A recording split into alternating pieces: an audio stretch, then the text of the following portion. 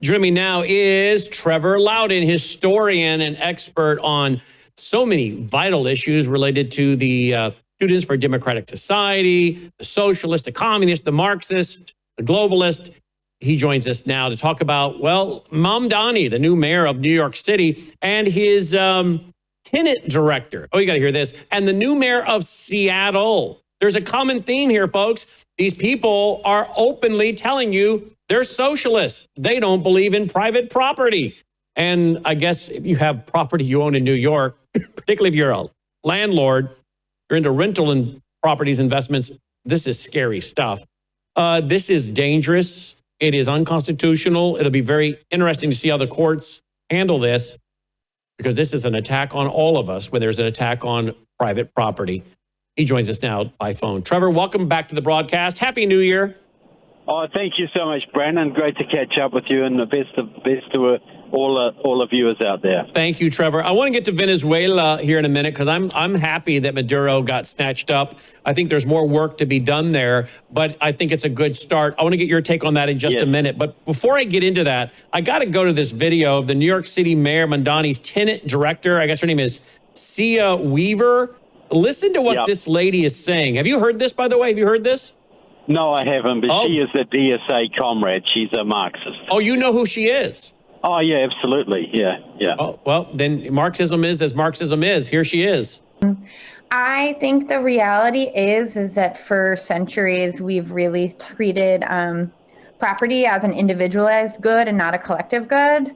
And we are going to transitioning to treating it as a collective good and towards a model of shared equity will require that we think about it differently. And it will mean that families, especially white families, but some POC families who are homeowners as well, are going to have a different relationship to property than the one that we currently have. Okay, there's so much there. POC, I guess that stands for people of color, I'm assuming. Yes. But notice she also talks about shared equity.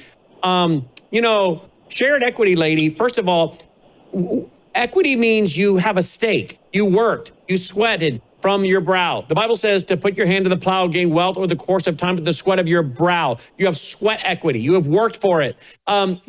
You're talking about socialism. These people have no equity, none. The language that they use, I want to start over again and stop along the way, because they use such loaded terms. Here we go. I think the reality is that for centuries, we've really treated property as an individualized good and not a collective good. Okay, individual property, no. Collective property. That is nothing less than Marxism, right? Yeah, look, she said centuries. Now, we have treated property as a private good since biblical times, since we left the Garden of Eden, basically. So, no, it's always been a private good where societies have prospered. You know, when the Pilgrims came to America, they tried collective property for a season or two, did they not? And they starved to death. So then they went to private property and they prospered. Did she not learn that little bit of history? I know, I'm sure she didn't. But Bradford openly wrote about it, didn't he? Yes. Yeah. Communism was tried in America. The first Pilgrims tried communism, and they almost starved. And if it wasn't for the Indians, they would have starved. Let's continue with her little diatribe here on property. And we are going to transitioning to treating it as a collective good and towards a model of shared equity. Okay, shared equity, that word again. We're transitioning. Traditional, transitional, transformational. Those are three words I tried to get my audience to understand, and it was being used in the church, quote, church setting for a long time. You take a traditional church, you put it into transition until you have completely transformed the church, and it's no longer a church, it's now a community organization. Traditional, transitional, transformational. But that's exactly what they do when it comes to the socialists, the communists. They come into a country, they take its traditional values, its traditional laws, its traditional culture and history and heritage. They put it into a transition until they have completely transformed the society. Now they're going to do this in New York City, and we'll get to Seattle in a minute. But they're going to do it in Seattle. They're going to do it in New York City. Of course, they've done it largely in many of the blue states like California. Traditional, transitional, transformational. Speak to that, please, Trevor. Well, this is a euphemism for revolution. Transition and transformation is a revolution. A revolution is a complete upheaval of the existing power structure and replacement with another. So she's just using euphemisms for revolution, for communist revolution. That's what she's doing. And we'll continue. Here she goes. Will require that we think about it differently. And it will mean that families, especially white families, but some POC families who are homeowners as well, are going to have a different relationship to property than. Okay, some people of color, POC people. I guess I've never heard that acronym before, POC people, but particularly white people, because as we know that the source of all suffering and oppression is Christians, Christianity, capitalism, and white people. You're going to have a different relationship with your home. I noticed she didn't say with your property. So it seems as though she just went from talking about rental properties, landlords, to now even saying you're going to have a different relationship with your home. Are they going to try to put the homeless into a spare bedroom of your home? Well, I think they will. They're going to drop property values in New York, which means the city will be able to buy up properties, nice neighborhoods at cheap fire sale prices, and they'll flood it full of homeless. They'll flood it full of refugees and people like that, which will completely change the voting base, make it even more left-wing, and it'll turn New York into Detroit on the Hudson. Well, can New York survive this 4 years under Mamdani? I mean, Giuliani brought the city back, but can New York survive 4 years of what this guy's going to do, Mamdani? I don't think so. I think it'll destroy the tax base and the business base. See, we've already had a Democratic Socialist of America mayor in New York. That was David Dinkins between 1990 and 1993. He was so bad he was a one-term mayor, but he turned the city into a cesspit because he wouldn't enforce laws. Crime went rampant. Times Square was a pit. It was full of drugs and prostitution. The businesses closed. The tourists stayed away.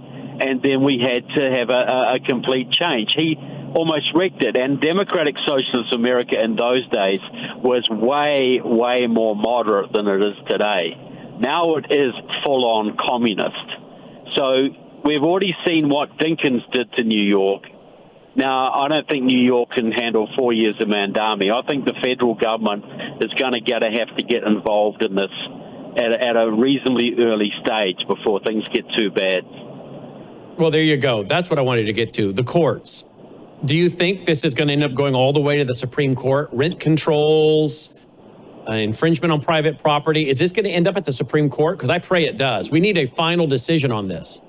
Yeah, well, it will, but in the meantime, they will be lawless. They will just do what they want to do until they get stopped from doing it, and then they'll still do what they want to do. Because what Mamdani is doing right now is stacking the whole bureaucracy with communists just like him, just as Dinkins did from 1990 to 93. There are still people there today in the bureaucracy who were put in by Dinkins, hardcore Marxists. New York has never fully recovered to its full potential. And Mamdani's going to be way worse. Plus, he's got the 12 Shia Muslim side of things as well, who they're the same people that helped with 9/11. So, yeah, I think if you can get out of there and get some value in your property, I would do it now. Wow, absolutely. All right, well, here's what he said in his inauguration speech, which I guess he swore himself, he was sworn in on the Quran. He put his hand on the Quran. But listen to this. Here's what he said. We will replace the frigidity of rugged individualism with the warmth of collectivism. The warmth of collectivism, the rigidity of rugged individualism with the warmth of collectivism, the warmth of socialism, the rigidity of the free market system with the warmth of Marxism. Wow, what a liar. Do you know the warmest collective place in the universe, Brandon? Where? It's called hell. You know, this is it. Collectivism is hell on earth. That's what he wants. You know, collectivism is the gulags. Collectivism is Pol Pot. Collectivism is where the individual does not matter. You know, why is America special? Because America was the first country in the world that enshrined the rights of the individual, the rugged individual, and protected those rights with a written constitution. That's why America's great. That's why America's a fantastic country. And he is absolutely opposed to that, which means he wants to take people back to the age of slavery. That's what he wants to do. Now, President Trump talked strongly about Mondani before he was elected. Then once he was the mayor-elect, Mondani comes to the Oval Office, and some people weren't too happy with the warm reception he received in the Oval Office from the president, saying he wished him well, and he thought, different things he said that seemed a little too positive for some. I didn't really care for it, but others were saying all he's doing is trying to show people, I gave the man a chance. I was nice to him. I tried to give him a chance. And now, when he starts implementing these policies, my administration is going to start, saying, I'm sorry, these are violations of these people's private property. It's violation of various contract law. Do you think President Trump was just being nice to say to the American people from a PR standpoint, I gave the man a chance, and he blew it? Yeah. I didn't like it either, Brandon, to be honest. But yeah, I think that's Trump's thinking.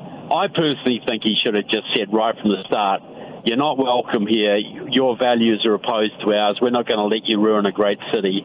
But I think this is more Trump style. He likes to be nice to dictators before he has to be nasty to them. Well, he's got property in New York himself. Can you imagine what this is doing? What this is going to do to his own property values?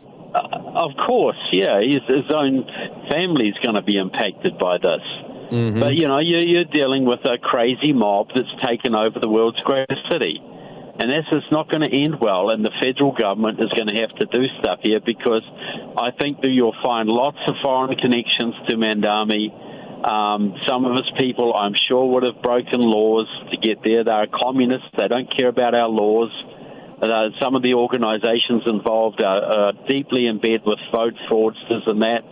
So, and they will be tied to foreign enemies of America. So I think the federal government's going to have a field day here if Trump is willing to take this guy on. Now, we're only a few days into 2026, Trevor.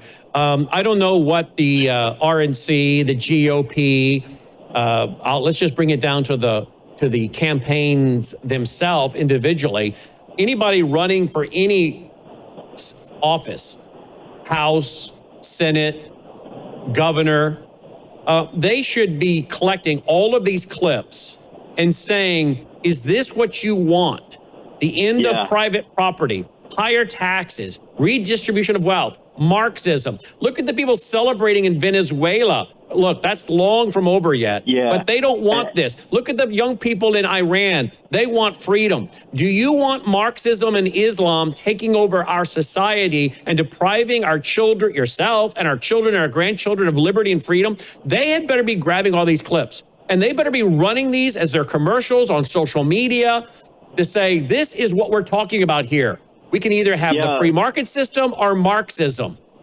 Yeah, look, I 100% agree, Brandon. We've just seen the liberation of at least partial liberation of Venezuela. I think this is going to spill over to Iran, possibly China and Russia as well. I think there's revolution coming in Cuba too. I think Cuba's going to be next, and this is a great thing.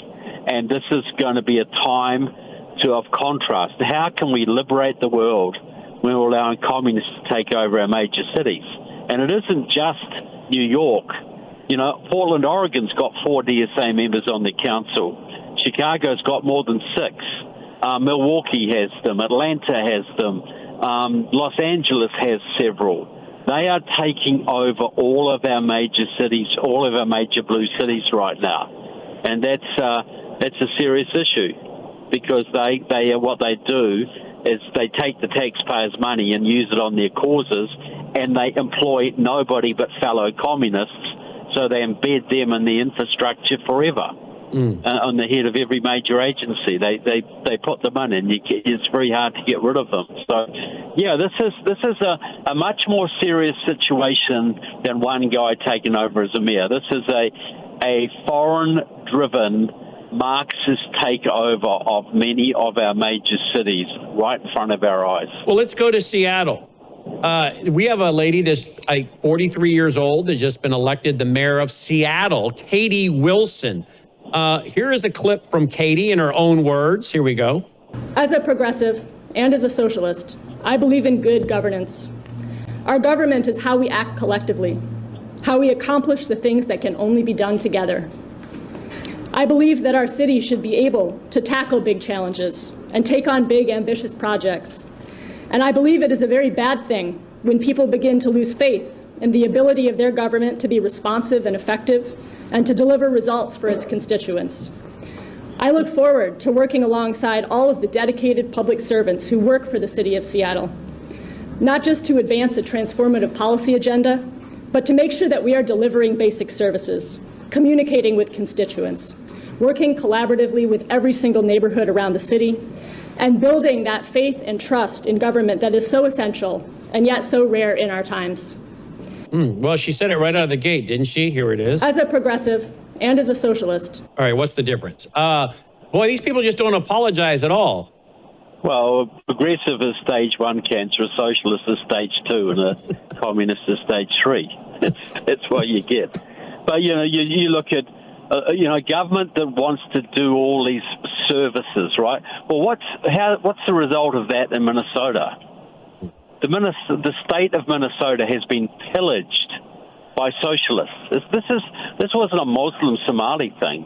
This was socialists enabling it and encouraging it in Minnesota.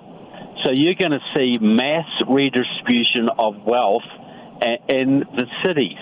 And that means the tax base is going to be dramatically eroded. You're going to have flight from the cities of middle class and upper class people.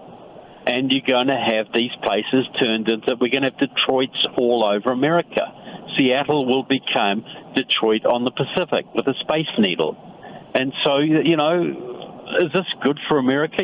One of the most innovative areas of America, with so much big tech and Boeing and all these big companies are based, is going to be run by a communist. And they feel like communists, There's no difference between a so-called democratic socialist and a communist. Well, the only real difference is 3 to 5 years. That's the difference. I love the saying that a communist is a socialist. He's just a socialist who's in a hurry. And a Marxist is a communist with a gun. Exactly. Here is another clip by Katie Wilson. Here she is. Listen to this, if you can stomach it, folks. Well, let me reboot this, guys. For some reason, it's froze on me. I don't know. Here we go. Oh, the spinning wheel. Here we go. Got it. Here we go. Noticed by the President of the United States, who called me a very, very liberal / communist mayor.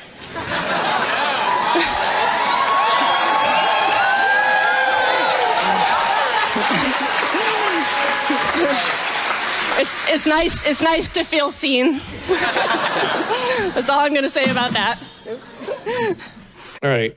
I don't know if you've noticed, whether it's Mamdani, Katie here,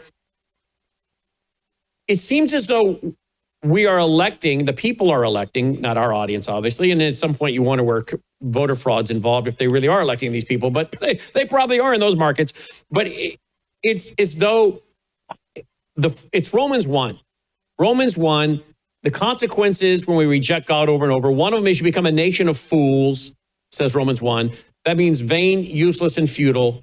And you end up with leaders that know the righteous judgments of God, but ignore them and encourage other people to ignore them. You read that in the text. And I look at these people, whether it's Mamdani, his tenant lady that's taken over, this woman, Katie, these are Romans 1 fools. I mean, these are the dumbest of the dumb. You know, you and I are old enough now, and many of the audience are much older, but these are not the kind of people that would have been elected. I mean, there was a day in time that some cities would elect progressives, right? But you even describe them, you know, Dinkins as a moderate. You know, we're living in a day and time. It's like the dumber you are, the more unaccomplished you are at life, you know, never having anything successful. These are not people that have built businesses. They've not solved problems. They've just become community organizers and then, like Barack Obama, you know, maybe go into the Senate in a state like Illinois. But these are the dumbest of the dumb. And yet they're now in charge of police departments, for Pete's sake. Yeah, they're the dumbest of the dumb. They have no real life experience. And this overwhelming sense of entitlement and superiority. You know, these are prideful people. They think we're all dumb. They think we're all, you know, sort of regressive, and we're all sort of walk around dragging our knuckles and breathing through our mouths. And you know, they have this. So they're like Greta. You know, Greta Thunberg is the perfect example of this type of person. True. Dumb as a box of rocks, but so confident of her own meager abilities, so arrogant with it. You know, how dare you destroy my planet for me? You know, this kind of thing. This is the mentality of these people. No humility. You know, for the fear of God is the beginning of wisdom. Well, you know, no fear of God, no wisdom. It's very obvious in their case, is it not? Absolutely. Let's go to Venezuela as we wrap. I'm happy about Venezuela in that I've been saying since 2010 in our broadcast over and over my concerns about Iran, Russia, China being in there, training terrorists on Margarita Island, et cetera, et cetera. Again, in our archive, I just keep bringing this up. It's the audience knows it. They're regulars and have been listening for years. So I'm thankful to see this move. I think there's still a lot more to be done. Who's in charge of the military? I think we know Venezuela is still in charge. Their own socialist, Marxist leaders are just moving up the ladder.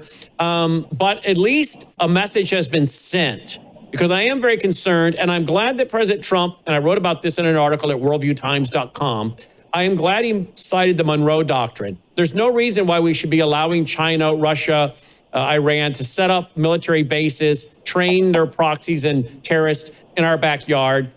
Cuba, it would be great to see that country liberated. I think that might happen. But Lenin said before he died that we'll take Eastern Europe, Asia, we'll surround the United States, and then we'll collapse it from within. That seems to be what they're doing. They're surrounding us right now, but they're collapsing us from within, as Khrushchev bragged to the Secretary of Agriculture. Your children will fall over into our hands like overripe fruit. And you see the children that he was referring to are the ones that are now voting for these people. They are these people. It is interesting and scary how much of the goals of the communists when it comes to America alone are being accomplished. We'll surround the United States and collapse it from within, said Lenin. Respond to that, please. That's exactly the plan, exactly the strategy. And Venezuela was a huge part of that. Look, you got a Marxist in Canada. You got a Marxist communist in Mexico. You got most of Latin America as communist, particularly Brazil and Venezuela, and probably now in Cuba and now Colombia. So yeah, this was the plan. So Trump is very right to reinvigorate the Monroe Doctrine and get these people out of our continent. No question. So, but he's got to follow through on this. No. China cannot continue to buy Venezuelan oil. Russia cannot continue to operate its assets in Venezuela. This has got to be a full cleansing of the system. And so, but this is a brilliant first step, very well executed.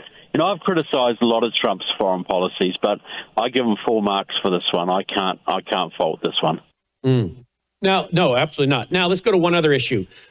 Over the break, we saw a lot of people. I mean, some big names in the Twitter MAGA America First conservative world saying they're done paying taxes. The $1 billion fraud out of Minnesota. Now the governor Walz is saying he's not going to run for re-election. But we also find this fraud is in other states. This is going on all over the place. Yeah. And it seems as though the Democrat Marxists have been involved in this scam, setting up fake daycare centers, health centers, et cetera, laundering money. When you add in all the fraud, and we were saying this last year here, when you add in all the fraud, if you just eliminated the fraud, you could do away with the federal income tax. But if you eliminated the fraud eliminated the fraud plus the unconstitutional agencies at the federal level, we would not need a federal income tax. Trump is now talking about $600 billion in tariffs revenue that's come in and to be collected, $600 billion. Then you add whatever we do with energy out of and oil out of some of these countries like Venezuela. I mean, how long before we can just do away with a federal income tax? But have you ever seen, I have never seen, Trevor, so many people over the holiday break on social media saying they're done paying taxes. They're not going to pay taxes this year. Now, I don't recommend that. I'm going to pay my taxes, okay? But have you ever seen so many people in the big Twitter world that have, these are not people that don't have anything. People that don't have anything can afford not to pay taxes because what's the government going to take from you? But the people that actually are saying this, some of them have homes and assets. We are at a tipping point here, aren't we? Oh, look, absolutely. And this is, as you say, this is the tip of the iceberg. But you look at it, it's the scale of the fraud is beyond imagination. How has the American economy even survived this? Because this ain't just Minnesota. This is California. This is Washington. This is many other states. And so they've been dragging us down for a long time, and the day of reckoning has come. And we've got to see lots of people go to jail here, and we've got to see this cleaned out. We've got to see the end of the income tax, and we've got to see a massive reduction in the federal bureaucracy.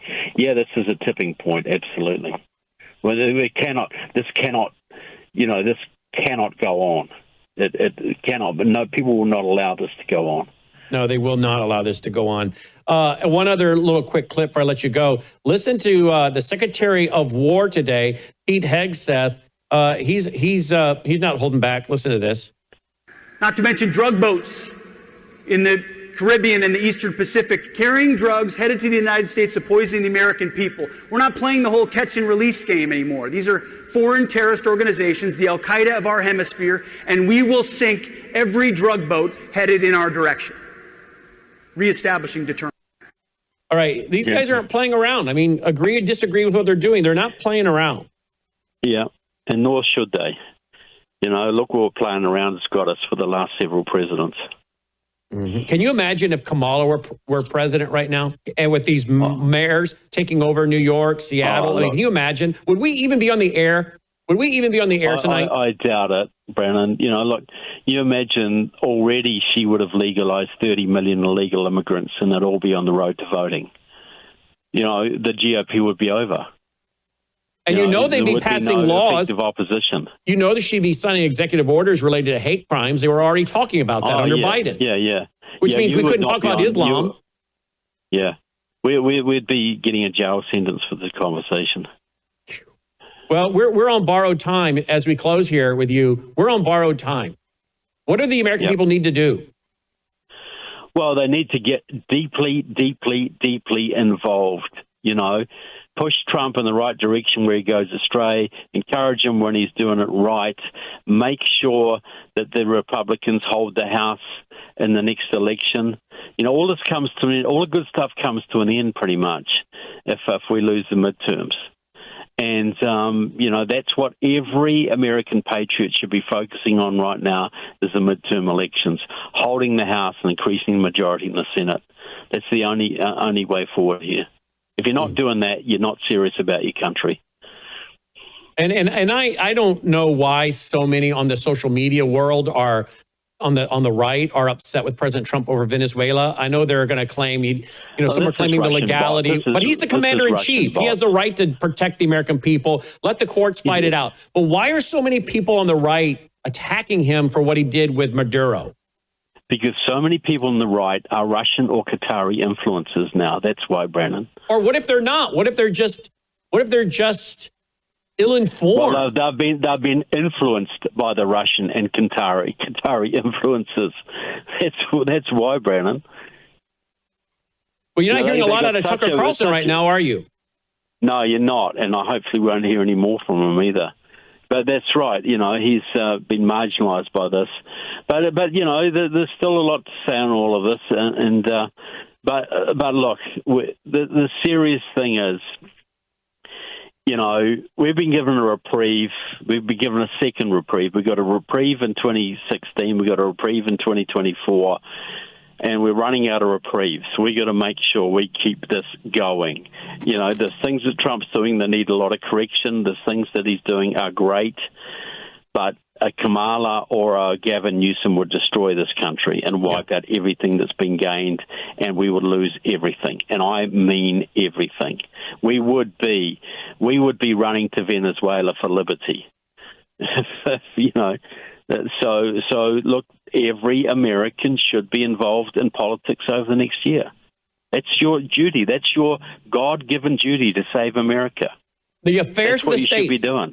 That's what politics means. The original word means the affairs of the city. The affairs of the city. And if we don't care about our cities and our towns, we're being pious and we're being selfish. I'm not saying to raise the flag above the cross. I'm not saying to forget the Great Commission, but if we want to keep the airwaves open, our churches open, parental authority, these are biblical worldview issues that involve the affairs of the cities, that involve politics. Yeah. Look, as William Federer says, if the first duty of a Christian is spread the gospel, the second duty is to preserve the liberty to spread the gospel. Anybody who tells you that Christians should not be involved in politics or the affairs of their city and their nation has never read the Old Testament. 100%. Yep. TrevorLoudon.com. TrevorLoudon.com is his website. Let's put it up there real quick so people can get the spelling correct and visit him and find his great books where he writes about a lot of these characters, tells you their associations. So let's put there it is right there already to the left. TrevorLoudon.com. TrevorLoudon.com. As always, Trevor, thanks for being with us. Happy New Year. Happy New Year, too. Thanks, Brandon. You too, my friend. And we'll be right back with Annie Cyrus, folks. Don't go away. Let's talk about Iran, the students there who want liberty and freedom, and the Shah's son, the prince, who's ready to go back and rule and bring liberty and freedom to Iran. What does Annie Cyrus think about all the student protests that have been going on? Are there some of the military that are flipping to go with the people? What about some of the police? We'll get into that. And then what did Venezuela, the move by President Trump in Venezuela, what message did that send to Iran? What does that mean for Iran when it comes to oil and much more? We'll get into it with our broadcast partner, Annie Cyrus, on the other side of this very short break. We'll be right back.